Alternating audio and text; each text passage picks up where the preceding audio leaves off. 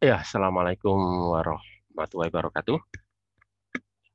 Ya, eh, selamat pagi. Bentar. Ya, selamat pagi. Pada pagi hari ini kita sudah masuk bab terakhir ya, bab terakhir, bab 6, yaitu tentang arus bolak-balik. Jadi ini merupakan bab terakhir atau bab ke-6.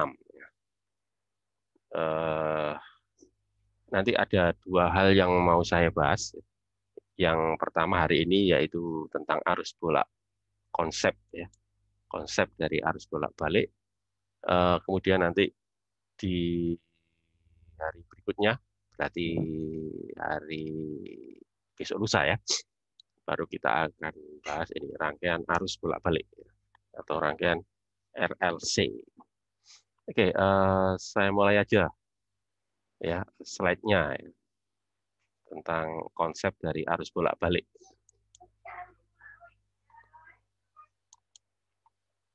Hmm, Apa udah terlihat ya di monitor? Sudah, Pak. Ya, Pak, Oke, sudah. ya. Jadi tentang konsep dari arus bolak-balik, kira-kira gitu ya.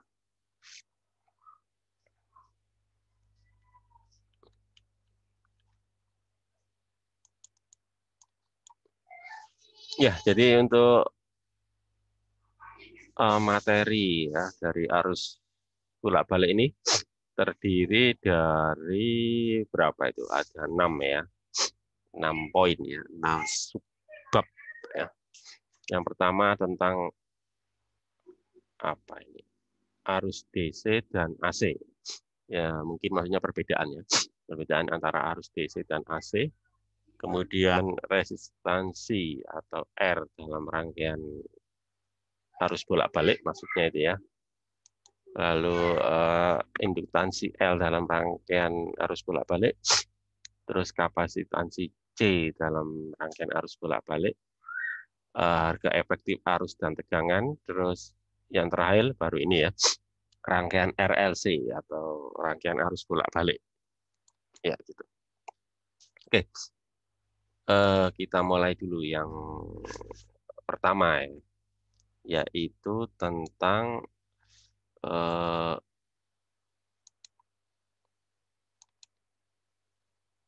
arus bolak-balik ya. Oh, maaf, perbedaan ini maksudnya ya. Perbedaan antara arus bolak-balik terhadap arus DC ya. Jadi kalau yang kita pelajari di sebelumnya bab 3 ya terutama ya. Bab 3 itu kita bahas arus DC. Kalau yang sekarang bab 6 ini adalah arus AC. Perbedaannya apa? Kalau DC itu arusnya ya itu nilainya sama arahnya itu selalu tetap.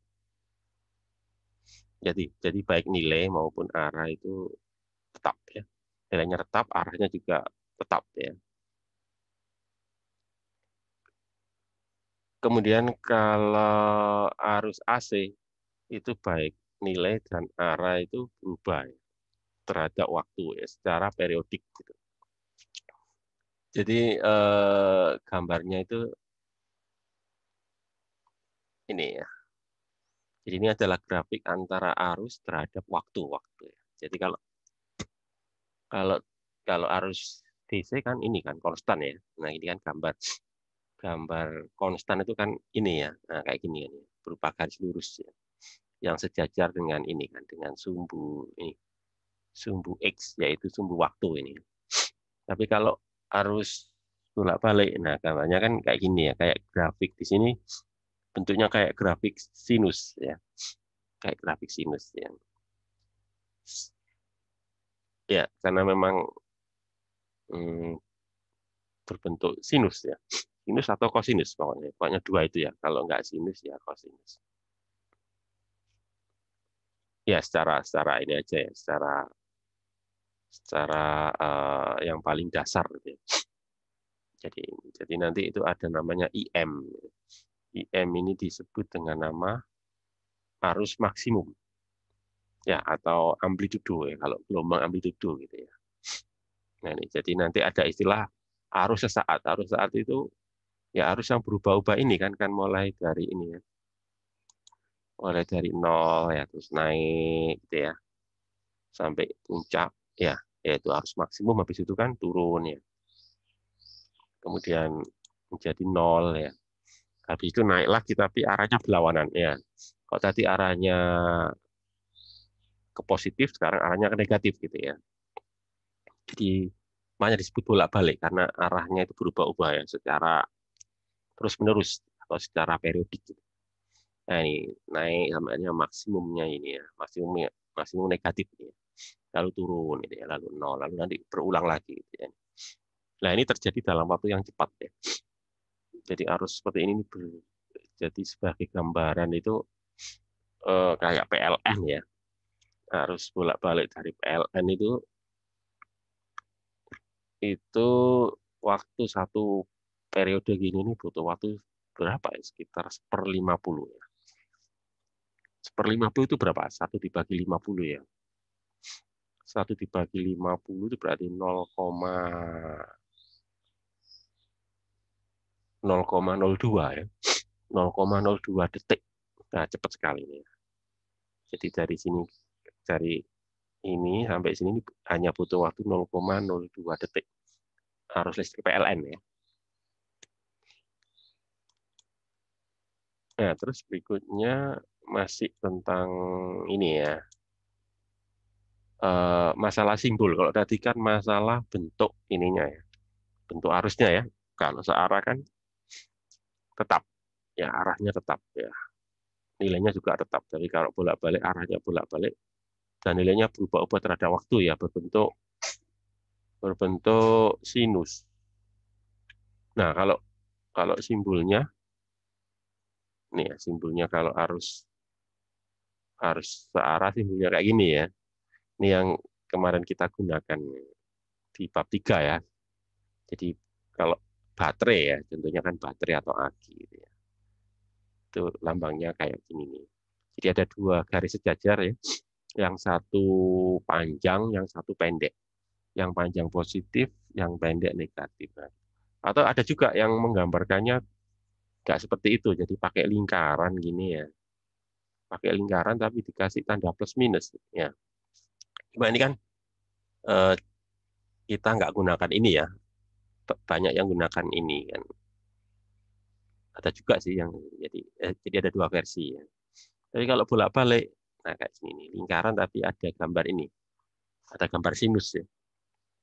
Artinya bolak-balik. Kalau yang ini kan plus minus berarti kan arahnya tetap.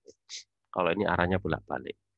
Nah, itu adalah perbedaan simbol ya. Simbol di dalam rangkaian nanti.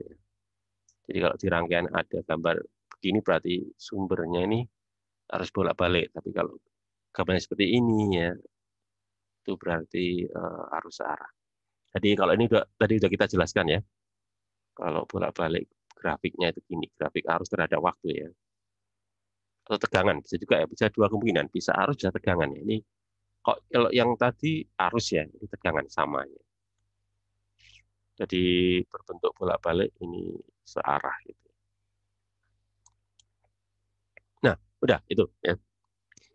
Sekarang kita bahas ini resistor ya.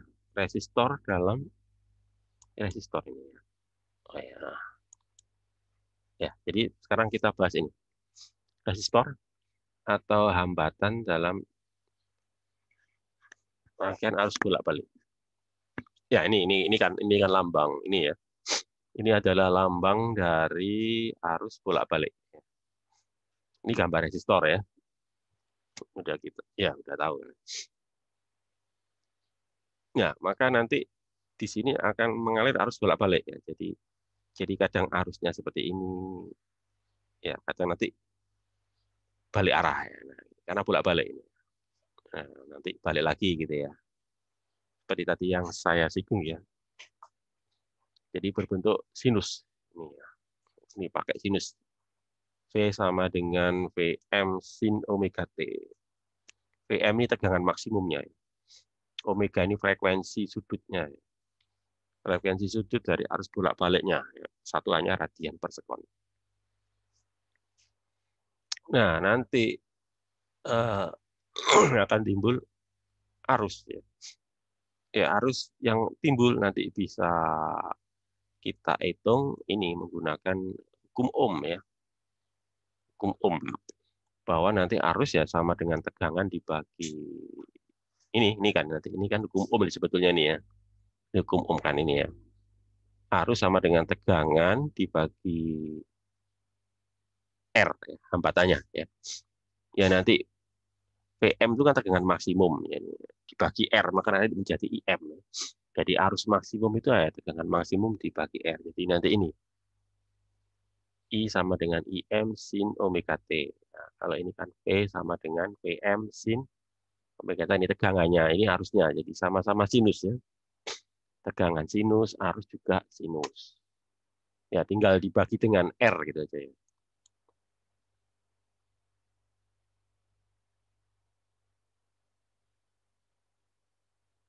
Nah, kalau kita lihat ya antara tegangan sama arus, kalau kita gambar grafiknya ya. Jadi ini ceritanya kita mau gambar grafik antara tegangan dan arus. Tegangannya kan V, Vm sin omega T. Arusnya kan I, IM sin omega T ya. Di mana IM itu kan Vm dibagi R, tadi kan gitu ya. Nah itu, jadi di sini kita gambarkan seperti ini ya. Jadi yang warna oranye ini tegangan ini ya. Ya, warna oranye tegangan, yang warna hijau ini adalah arus. Jadi VR itu berarti kan tegangan pada resistor. IR adalah arus pada resistor. Di mana arus itu apa? VR dibagi R. Ya, IR adalah VR dibagi R. Gitu ya. Jadi ini mungkin kalian tanya loh, kok arusnya lebih besar? Iya, mungkin hambatannya kecil ya, mungkin hambatannya 0, ini ya. Misalkan hambatannya 0,1, maka nanti kan dibagi 0,1 ya. Dibagi 0,1 kan artinya dikali 10 gitu ya. Ya, ini kebetulan hambatannya kecil sehingga nanti arusnya lebih besar dari tegangannya ya. Nah, ini. Jadi kalau kita amati di sini antara arus dan tegangan itu istilahnya itu infase. Infase itu sefase. Maksudnya apa sefase? Fase itu maksudnya ini.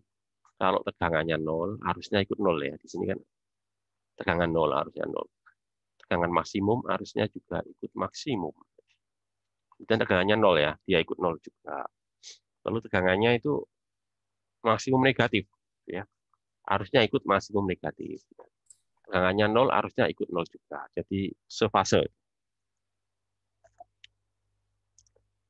Maksudnya ngikuti ya. Jadi kalau kita gambarkan dalam gambar ini kan, gambar anak panah yang berputar ya. Anak panah yang berputar itu kita sebut dengan nama fasor. Fasor itu anak panah yang berputar. Ya. Putarannya itu apa ya? Putarannya ngikuti ini. Ngikuti frekuensi sudut ya. Jadi frekuensi sudut itu menyatakan ini kecepatan putarnya ya, kecepatan sudutnya lah. Jadi dia berputar sebesar ini omega radian per detik. Ya, itu ya. Nah, ini yang anak panah oranye menyatakan tegangan VR ya. Anak panah hijau menyatakan arusnya ya, dia muter. Ini namanya sefase.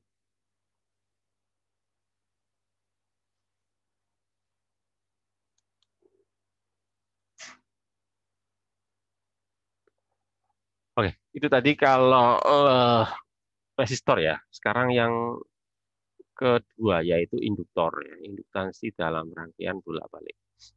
Jadi ini arus bolak-balik. Sekarang yang kita pasang di sini bukan resistor tapi induktor. Kita pasang induktor ini. Nanti apa yang terjadi kalau ini kita pasang induktor ya. Seperti yang kita bahas kemarin ya di bab 5 kemarin ya. Maka nanti di sini akan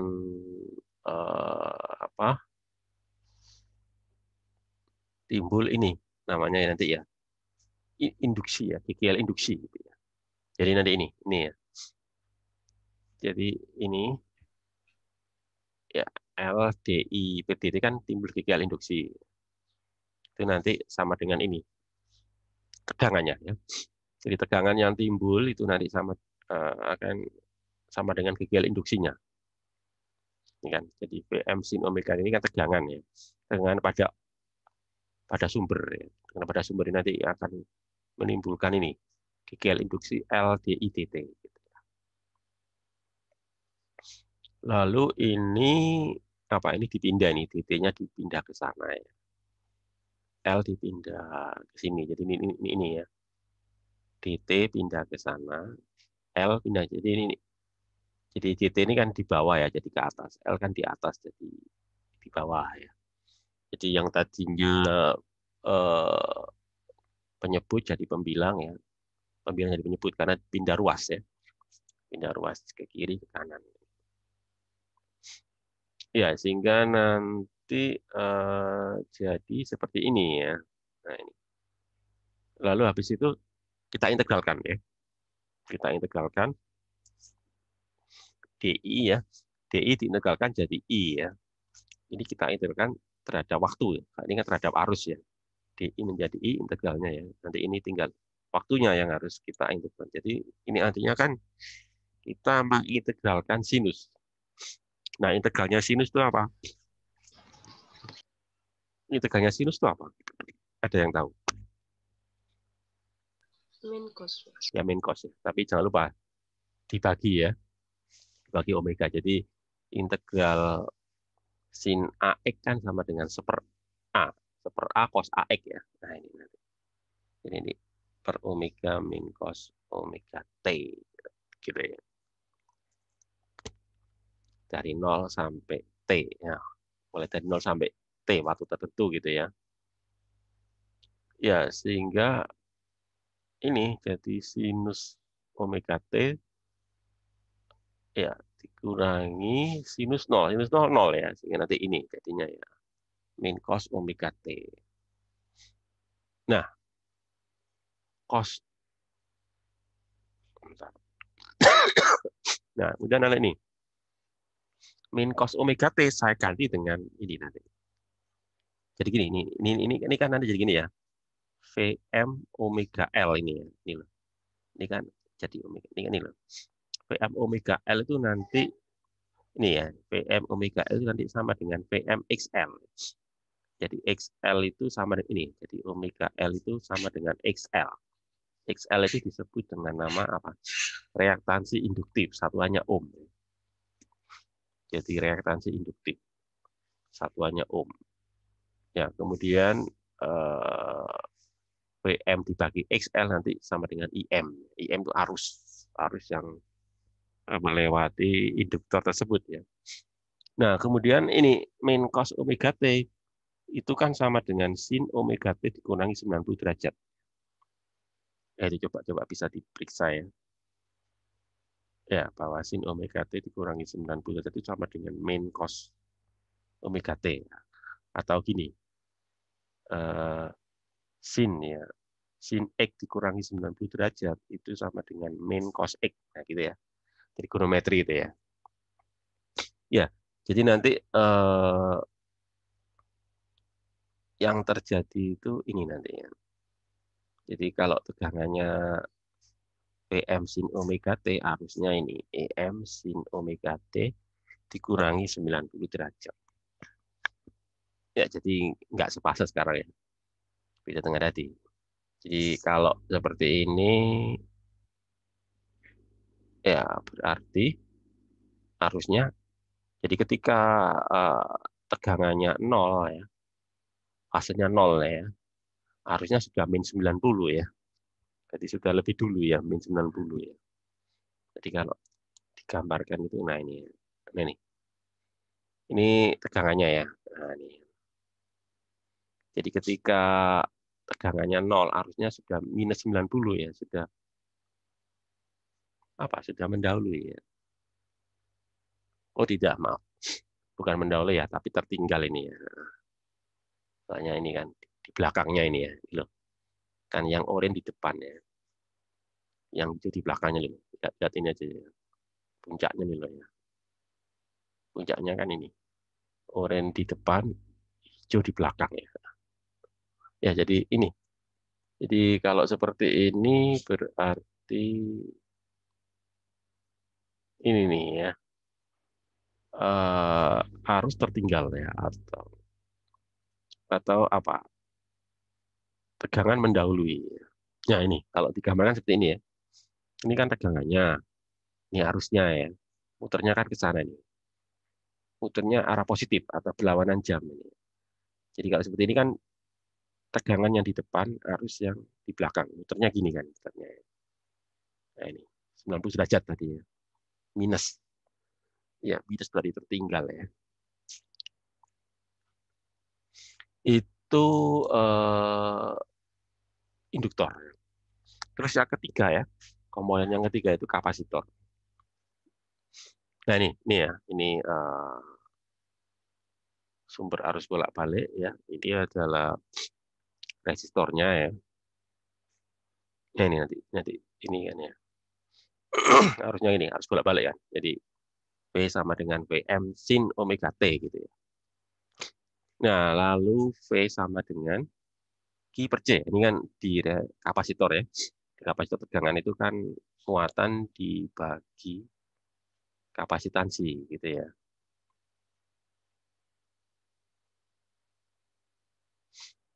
Ya, lalu ini dikali dengan apa ini? dt per dt ya.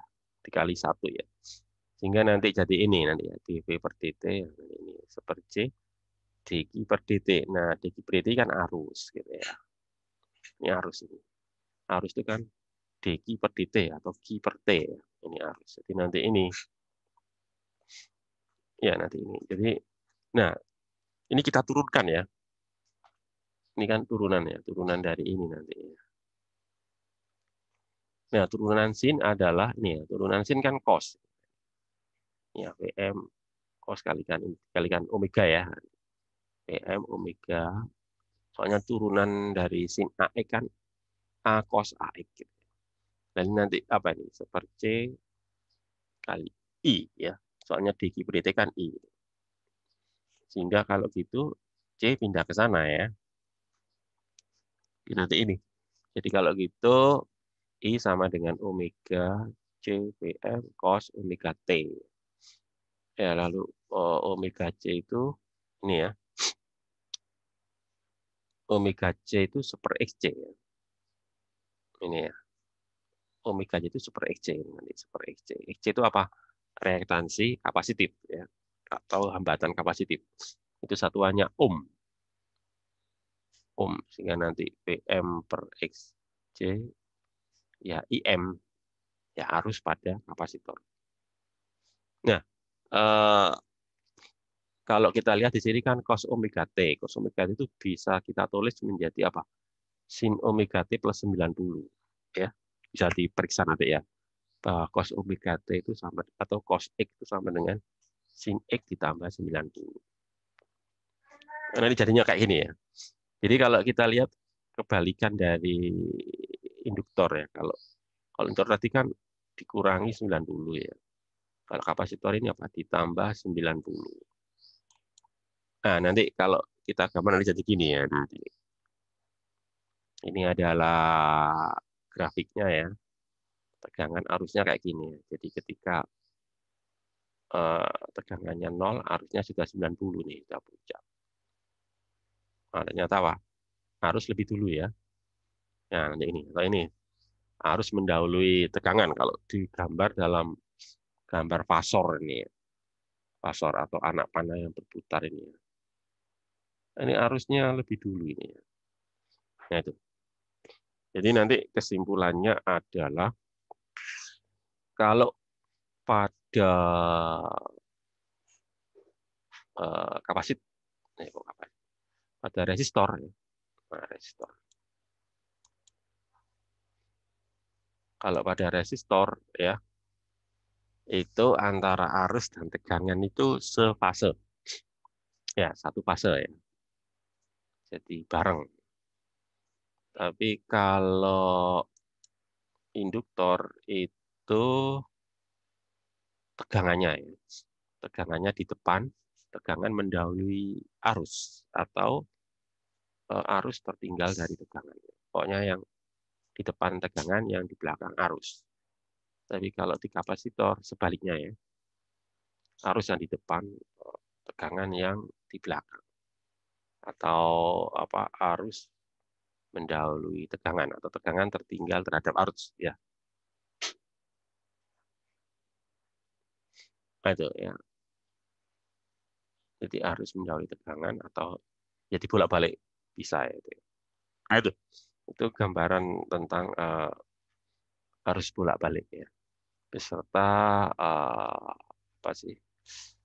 sifat dari ketiga komponen dasar yaitu resistor, induktor sama kapasitor ya. Dalam rangkaian arus bolak-balik. Nah, itu. Ini nggak banyak nih, cuma 10 slide. 10 slide. Saya kira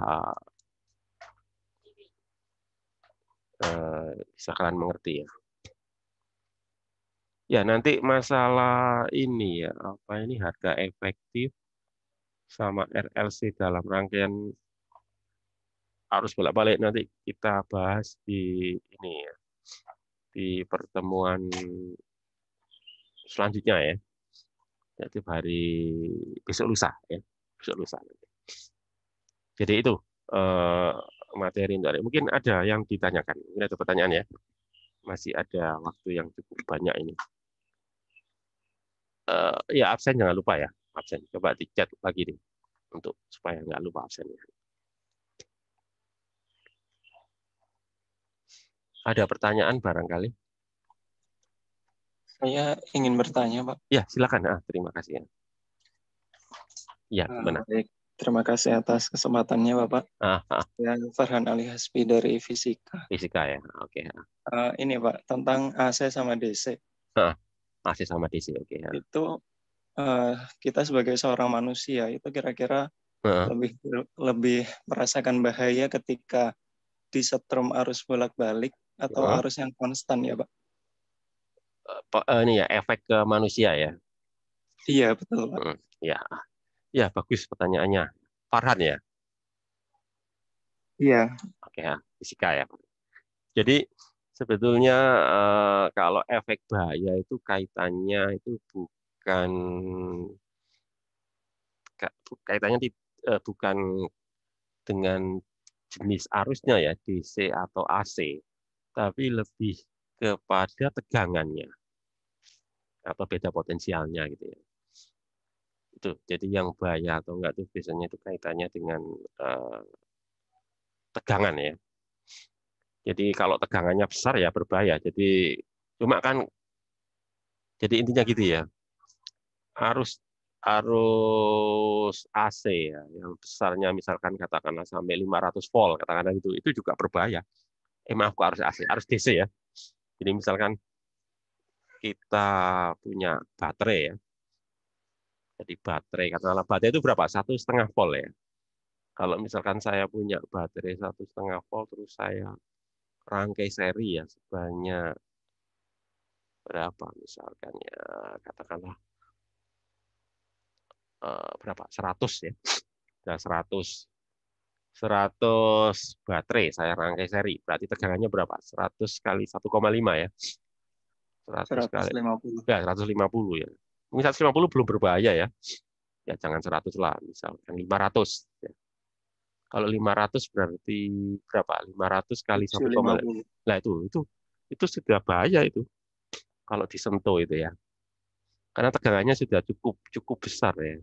Jadi masalah tegangan gitu ya. Masalah tegangan. Jadi bukan masalah jenis arusnya ya.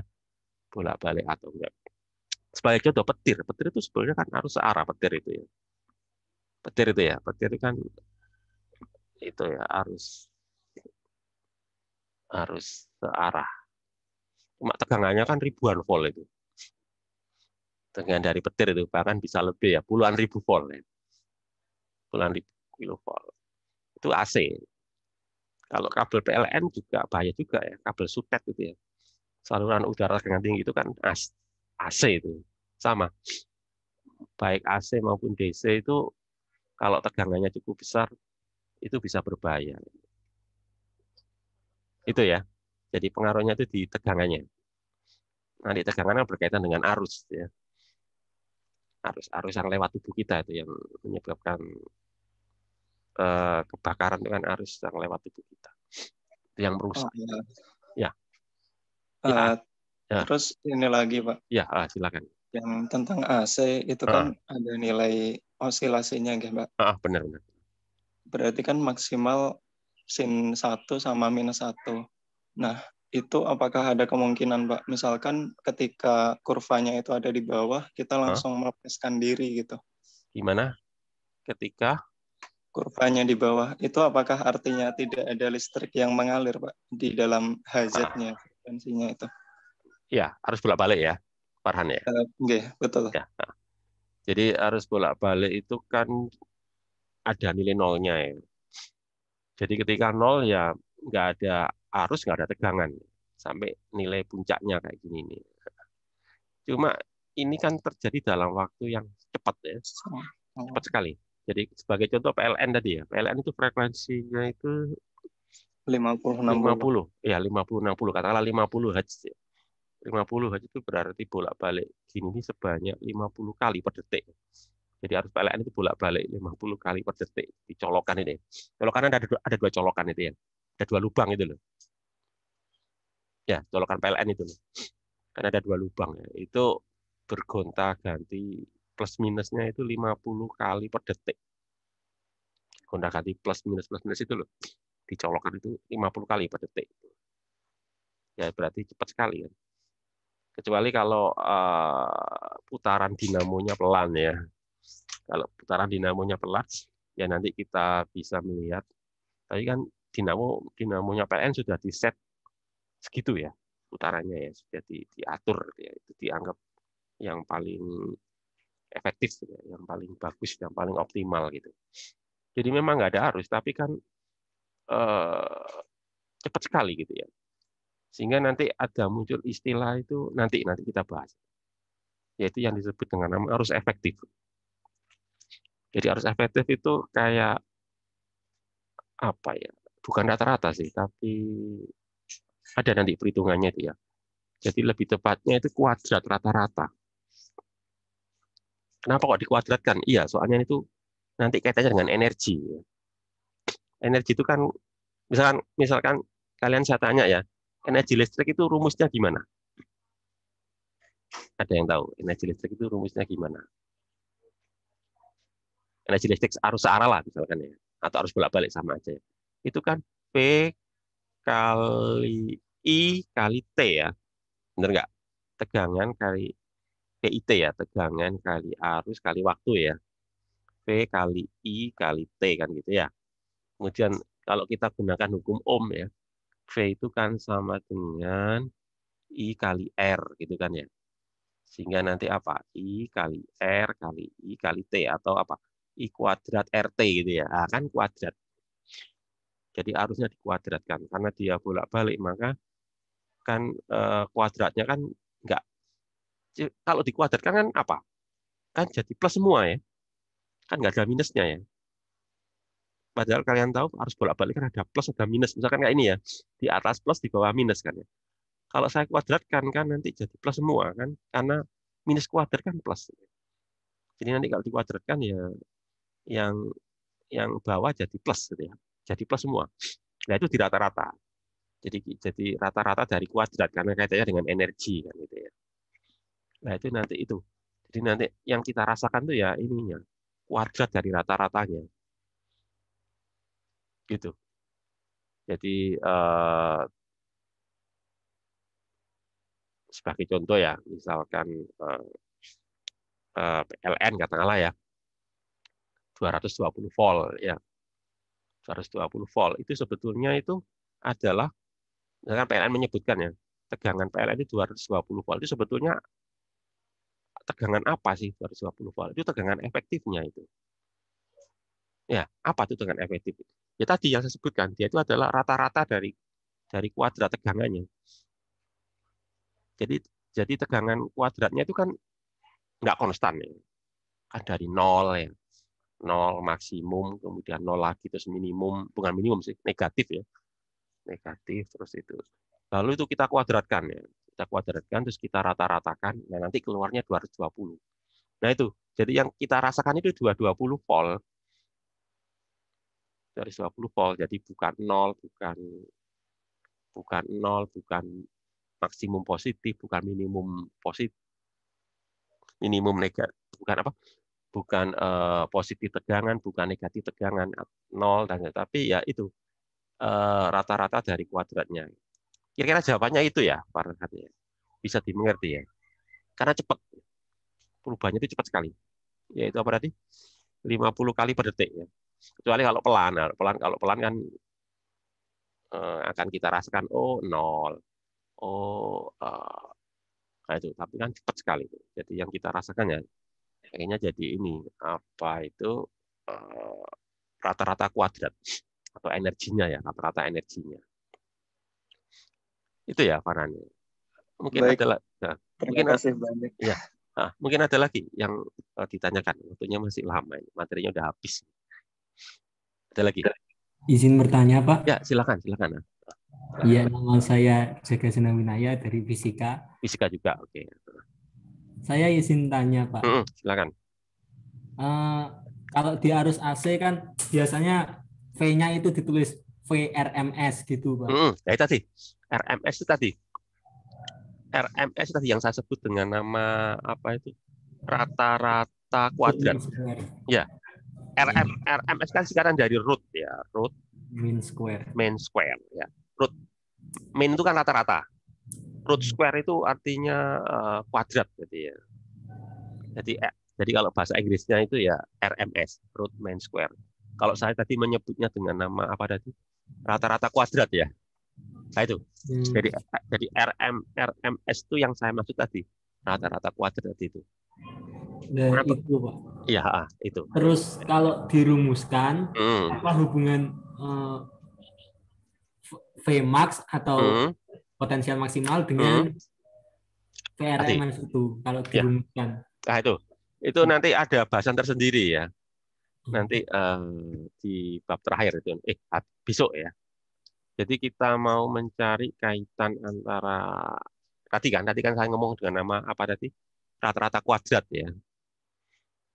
Ya, rata-rata kuadrat nanti kaitannya dengan puncak-puncaknya kan puncak dan lembahnya kan sama sebetulnya ya, cuma beda tanda aja. Puncaknya plus. Jadi nanti apa kaitan dengan VRMS dengan VM atau Vmax atau IRMS dengan IMAX. Itu nanti ada hitungannya nanti pokoknya prinsipnya itu menggunakan rata-rata kuadrat. Nanti ada bahasan tersendiri tuh di besok ya hari Rabu gitu ya. Ya pokoknya hasilnya nanti tuh ini apa itu bahwa apa ini aja nilai RMS itu adalah nilai maksimum dibagi akar 2. Nanti ngitungnya ada kok. Ya, gitu ya. Iya, Pak. Tapi biasanya yang kita sebutkan itu biasanya itu bukan nilai maksimum ya, tapi ya tadi nilai RMS-nya itu root mean square. Jadi misalkan PLN 220 volt itu sebenarnya adalah nilai RMS-nya atau nilai rata-rata ya. Kita menyebutnya dengan istilah nilai rata-rata. Ya, ada yang lain? Dari departemen yang lain selain fisika apa ya? Teknik kimia ya, teknik kimia atau apa? Saya nggak sampai lupa ini. Nggak ada.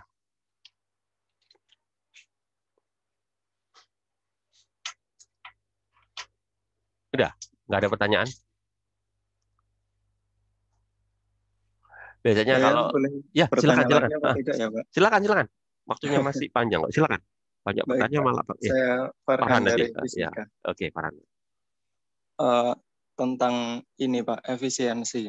Efisiensi. Saya tuh tiba-tiba kepikiran, misalkan suatu tegangan dan arus melewati penampang yang panjang, katakanlah dari pembangkit listrik sampai ke rumah kita. Itu berapa ya, Pak, besarnya arus yang disuplai dari pembangkit listrik? Tentunya kan ada arus yang terbuang, ada tegangan yang terbuang seperti itu. Oke. Itu bagaimana? Ya, Farhan. Jadi itu kaitannya dengan transmisi ya. Jadi kita tahu kan transmisi listrik ya dari sumber PLN ya, pembangkit lah gitu ya, ke konsumen ya, baik konsumen masyarakat maupun konsumen industri ya, itu kan melalui jarak yang sangat jauh gitu ya. Isinya kan itu ya. Nah, biasanya transmisinya itu menggunakan tegangan tinggi atau kita menyebutnya dengan sutet ya. Kenapa kok menggunakan tegangan tinggi? Itu pertimbangannya untuk meminimalkan daya yang hilang. Jadi kalau menggunakan tegangan rendah itu akan banyak daya yang hilang. Kenapa kok begitu? Ya, kan prinsipnya kita tahu bahwa daya itu kan tegangan kali arus gitu ya. Ya, daya itu adalah tegangan kali arus. Jadi kalau kita menggunakan tegangan tinggi, ya maka arusnya kan kecil. Soalnya V dayanya kan tetap ya, V kali I gitu ya. Jadi kalau menggunakan tegangan tinggi, arus yang lewat kabel itu akan kecil. Tapi kalau kita menggunakan tegangan rendah, arus yang lewat kabel itu besar. Nah, kalau arus besar, maka akan banyak apa yang hilang di perjalanan ya, karena timbul panas pada kabel. Jadi kita tahu pada kawat ya, daya yang hilang itu kan I kuadrat kali R. Gitu ya. Jadi kenapa kok digunakan tegangan tinggi? Itu pertimbangannya itu. Jadi untuk meminimalkan daya yang hilang di perjalanan, yaitu daya yang terbuang ya karena timbulnya panas. Jadi makanya digunakan tegangan tinggi untuk distribusi energi listrik ya. Jadi kenapa kok ada energi yang hilang atau tadi ada faktor efisiensi ya? Itu kaitannya dengan ya pertama ini ketika terjadi perubahan pengubahan ya kan di sistem transmisi itu kan ada banyak trafo ya. Trafo itu untuk mengubah. Jadi ketika listrik itu mau dikirimkan ya, itu kan dinaikkan dulu tegangannya. Dari pembangkit ya tegangannya itu ordernya mungkin volt ya, ordernya masih volt ya, dinaikkan menjadi kilovolt ya. Itu kan butuh trafo. Nah, trafo penaik tegangan ya. Nah, di dalam trafo itu kan pasti ada energi yang hilang, pasti aja. Karena tidak mungkin ada trafo yang efisiensinya 100%. Itu ya. Nah, ya jadi ketika proses menaikkan tegangan untuk distribusi ya menggunakan sutet kan, saluran udara tegangan tinggi itu. Nah, kemudian ketika sudah sampai di konsumen ya, tegangan ini dirubah lagi menjadi tegangan yang aman. Soalnya kalau menggunakan tegangan sampai puluhan ribu volt kan bahaya ya, jadi harus diturunkan ke tegangan yang aman ya, ratusan volt lah gitu ya. Sampai ke konsumen kan 220 volt. Itu kan juga butuh trafo lagi. Gitu.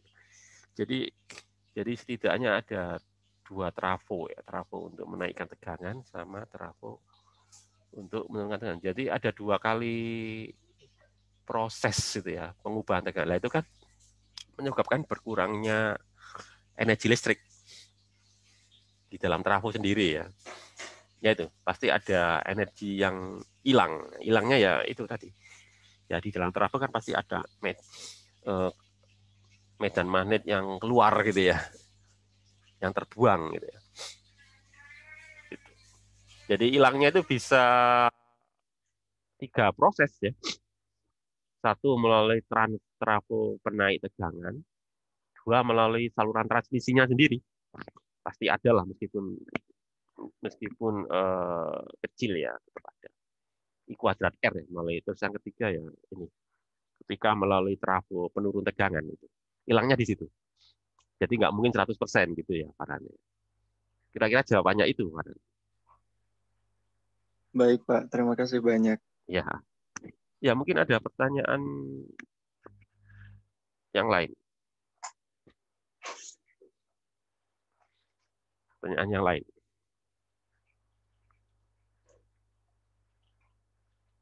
Yang lainnya ya. Jadi itu.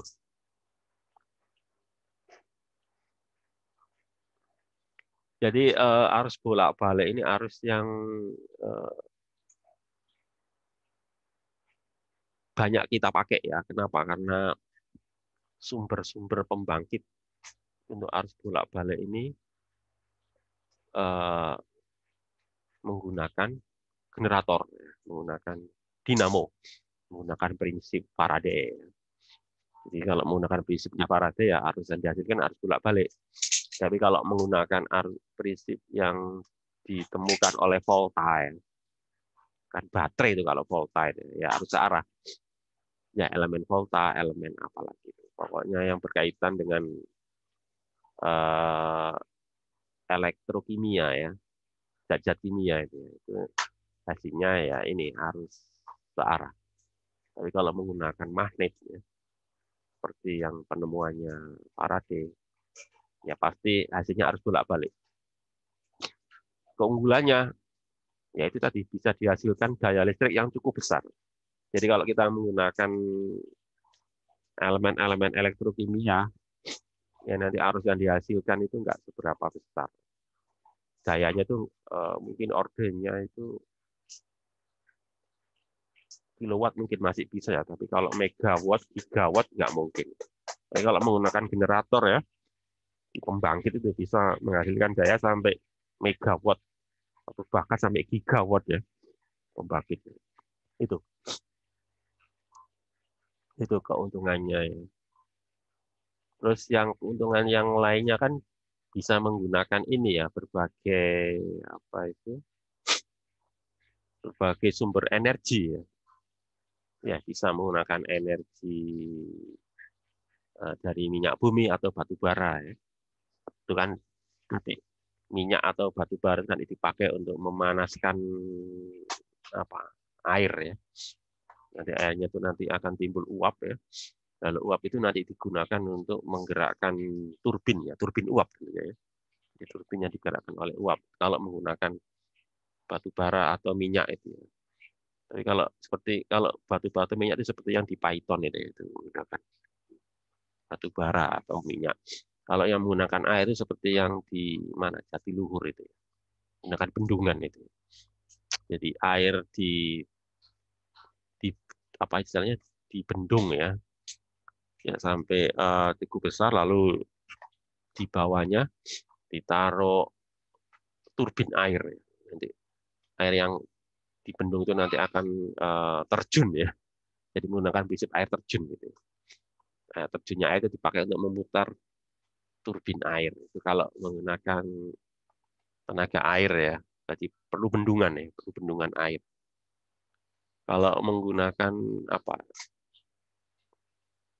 selain apa yang kalian tahu ya, selain pembangkit uap, pembangkit air, apalagi. Nah, mungkin ini yang terbaru ya, pembangkit nuklir ya. Kalau pembangkit nuklir itu prinsipnya itu kan dari reaksi nuklir itu ya. Dari reaksi nuklir itu kan nanti menghasilkan panas. Ya, jadi reaksi nuklir itu menghasilkan panas. Nah, panas yang dihasilkan oleh reaksi nuklir itu yang nanti dipakai untuk menghasilkan ini uap air. Jadi sama kayak pembangkit listrik tenaga batu bara atau minyaknya. Cuma kalau minyak atau batu bara kan dia dibakar ya, lewat reaksi pembakaran ya. Tapi kalau nuklir kan lewat reaksi nuklir. Menghasilkan panas, lalu panasnya nanti digunakan untuk menghasilkan uap. Uapnya nanti memutar turbin. Itu kira-kira kalau menggunakan pembangkit listrik tenaga nuklir ya. Itu apalagi yang Selain itu ya. Ya, prinsipnya itu berbasis. Ya, silakan Paras. Izin menjawab, Pak. Iya. Saya pernah membaca ada pembangkit listrik tenaga sampah menggunakan tenaga metana. sampah. Iya, benar. Prinsipnya itu ya.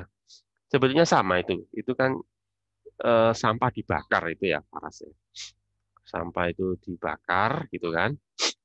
Nanti panas yang dihasilkan oleh sampah itu yang nanti digunakan untuk menghasilkan ini uap air. Jadi pembakaran. Prinsipnya pembakaran. Kan kalian tahu sampah itu juga menyimpan energi ya. Energi yang energi panas ya. Tentunya kalau dibakar. Ya nggak semua sampah ya. Jadi kebanyakan bisa sampah dari daun ya. Terutama sampah-sampah dari apa itu? Bahan-bahan organik itu. Termasuk kertas itu ya. Itu kan gampang terbakar. Ya prinsipnya itu. Jadi bagaimana sampah itu bisa menghasilkan panas. Mungkin problemnya itu kan mengatur panasnya itu ya.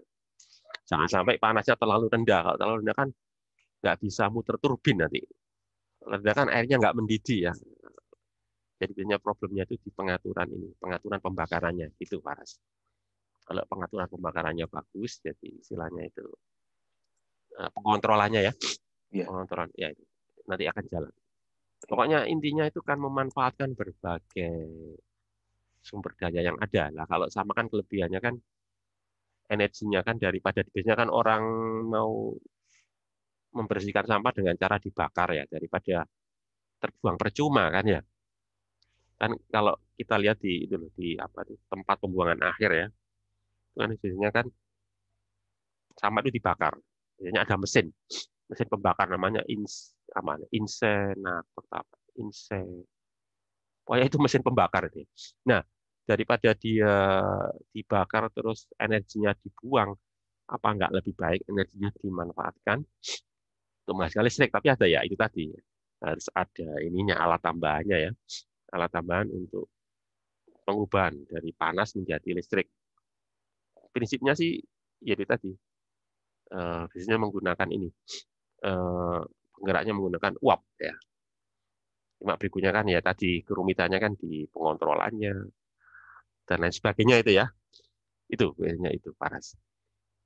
Di pengontrolan dan pengendaliannya biasanya itu ya. Kalau yang lain-lainnya sih prinsipnya sih sederhana. Gitu Paras. Betul. Ada yang lain? Bagus pertanyaan kalian. Ada lagi pertanyaan yang lain? Sebetulnya banyak kok apa itu yang bisa kita manfaatkan untuk pembangkit listrik. Ya selain sampah itu kan ide bagus ya, sampah. Ada lagi biasanya kan di desa-desa itu biasanya kan ini apa itu? Terutama daerah-daerah terpencil itu ya. Daerah terpencil itu kan kalau mau dipasang jaringan listrik itu kan kadang-kala juga mahal dalam arti biaya ininya, biaya untuk membangun jaringannya itu loh. Narik kabelnya itu loh ya. Lokasinya terpencil ya. Sementara ternyata yang memanfaatkan sedikit. Jadi misalkan sebuah dusun terpencil gitu ya. Kadang PLN kan juga mikir punya pertimbangan seperti itu ya. Ya meskipun harus makanya PLN hanya menggunakan cara lain. Jadi untuk daerah-daerah terpencil itu tidak dengan cara membuat jaringan kabel. Jadi listriknya tidak dihasilkan dari jaringan kabel. Terpencil itu bisa ini loh, bisa daerah di pulau ya, di pulau yang jauh gitu ya, jauh dari pusat pemerintahan gitu ya. Itu kan kalau narik kabel lewat laut kan biayanya kan tinggi ya. Kabelnya harus lewat laut atau bawah laut kan. Maka nanti dipakai ini. Jadi di situ dibuatkan pembangkit sendiri gitu ya. Memanfaatkan energi yang ada di tempat tersebut, kan pulau terpencil itu. Misalkan di situ anginnya kencang, ya. Bisa juga menggunakan tenaga angin, ya. Menggunakan kincir angin ya. Jadi nanti kincir angin itu nanti bisa menghasilkan listrik. Atau misalkan kalau di daerah terpencil itu ternyata ada sungai, cuma sungainya alirannya kecil. Nanti ini kebanyakan ini ada banyak ini kakak kelas kalian ya, yang banyak mengerjakan topik tugas akhir tentang ini. Jadi pembangkit listrik tenaga air sungai yang alirannya kecil. Ini penting ini ya untuk apa? Ya kebetulan saya juga membimbing ini apa ini beberapa mahasiswa yang mengambil topik tugas akhir berkaitan dengan ini ya, pembangkit listrik tenaga aliran sungai yang kecil, misalnya mikro ya, mikrohidro. Nah, itu pembangkit listrik kayak begini ini penting untuk digunakan di daerah-daerah yang terpencil ya, seperti pulau terpencil atau daerah pelosok yang sulit dijangkau oleh ini jaringan listrik PLN. Itu yang mau dikembangkan oleh PLN itu gitu. Jadi tidak narik kabel ya, tapi membuat apa itu sumber pembangkit listrik sendiri. Kira-kira itu ya. Saya berarti Faras ya. Jawabannya gitu Faras. Ada yang lain mungkin.